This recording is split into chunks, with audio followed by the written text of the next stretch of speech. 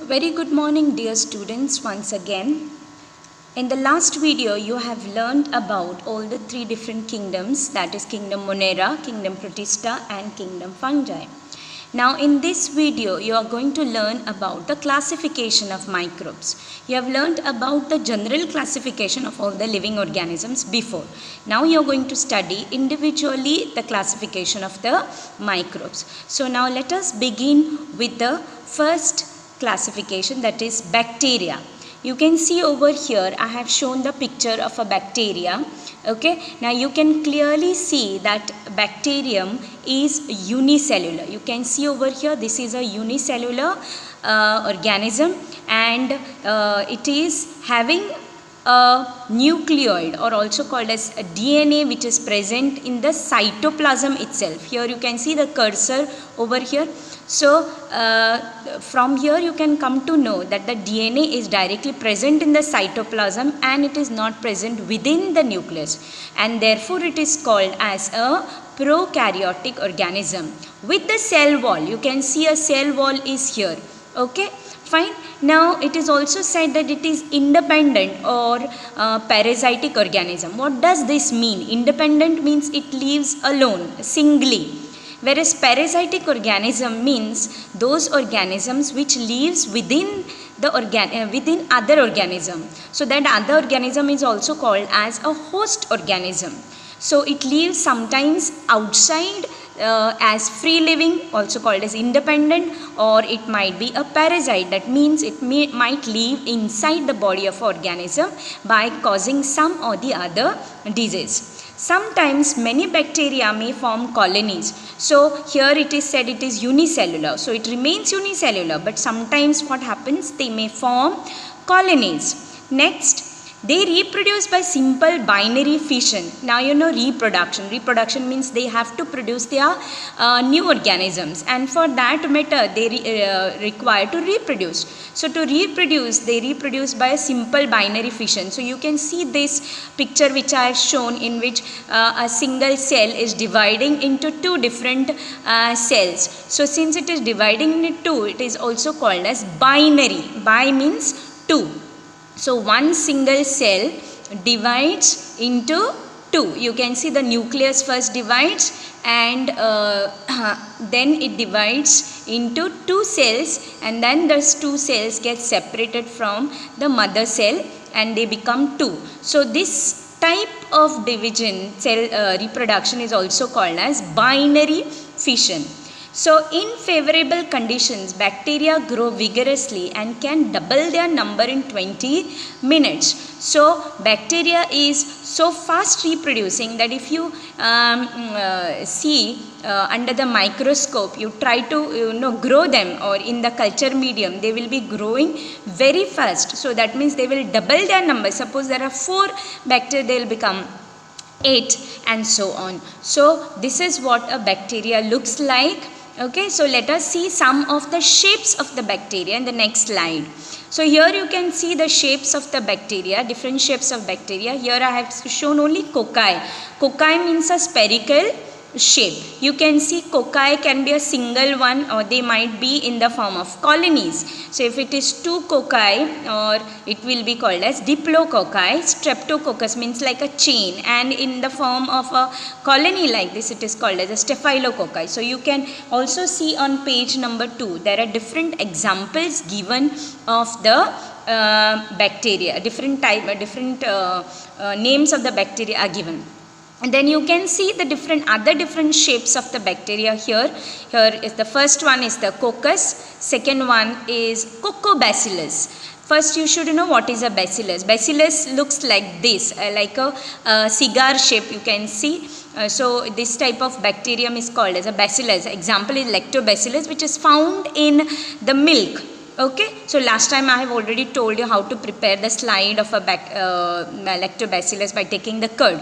So this bacillus is present inside the curd. Now here you can see another shape, comma shape. It is also called a Vibrio. Another example is given on page number 2 about Vibrio cholerae. Now this is a parasite which is causing a disease. Okay, that is cholera. Then this is a Cocobacillus. Coco means it is neither spherical in shape nor cigarette shaped. So it is in between these two, and so it is also called as a Cocobacillus. Some of them are appearing in the form of a spiral manner. So they are also called a spirulum. So one of the example which is given here in your textbook is, you can see in the Clostridium you can see which is spirulum in shape. Another one is spirochete. So these shapes are also there in your textbook. You can refer to that. Now let us go to the next one, that is Protozoa. So here Protozoa, I forgot to mention the size of the bacteria. Size of the bacteria is around 1 micrometers to 10 micrometers. Now what does micrometer stands for? Now micro means 10 raised to minus 6. So that means if you divide a meter in around 10 lakh times, okay, so that 10th lakh size will be or division will be 1 micrometer. So the range is from 1 micrometer to 10 micrometer. So you can imagine how small is a bacteria, and therefore you cannot see it with your naked eyes. You can take only the help of the microscope. Next is the Protozoa. Now you know, you have understood what is a micrometer. So here this is 200. 200 is quite large as compared to that of a bacteria, because bacteria is only 1 to 10 micrometers. So here the size is little larger, so you will be able to see even under the low power of the microscope, whereas for a bacteria you require high power magnification, that is like 100 into 100 into 15, 1500 times you will have to magnify, whereas this can be seen even under 400 magnification. Next, so where are these found? So here these are found in the soil, maybe fresh water, or maybe even in the sea water. Some are even found in the body of organism and therefore are called as pathogenic. Now what does this mean? So some of the organisms are found inside a body of other organisms. Like in last slide I have told you about some of the bacteria are parasitic in nature. So even protozoa can be found in the body of other organism, and there they can cause some of the diseases. So as you know, you have already learned in the previous video about protozoa that they are unicellular. Okay, protozoa all belongs to kingdom Protista, whereas bacteria belongs to kingdom Monera. Now protozoa are unicellular and eukaryotic. Now every time I used to tell you about eukaryote, I have shown you a picture over here below. You can see the nucleus clearly. So this nucleus is having a nuclear membrane, and inside that nucleus there will be DNA. Okay, so nuclear membrane is present, and therefore this is also called as a eukaryote. Now let us see what are the other characters of protozoa. There is great variation in the cell structure. That means the structure of the cell is not similar. It will be different in different organisms. Organs of locomotion. Last time I have mentioned to you about the different organs of locomotion like pseudopodia, flagella, cilia. Okay, and modes of nutrition. Modes of nutrition can be either autotrophic or maybe they are heterotrophic, and by now you must be knowing what is autotrophic and heterotrophic. So now here how is the reproduction? The reproduction is by simple cell division. That means here a cell divides. Okay, so about cell division you will learn in detail in standard 10th, that is mitosis and meiosis. So right now I am not going to talk into detail about it. Now let us go for the different some of the examples of protozoa or protista. You can see here I have placed a picture of amoeba. You can see amoeba structure.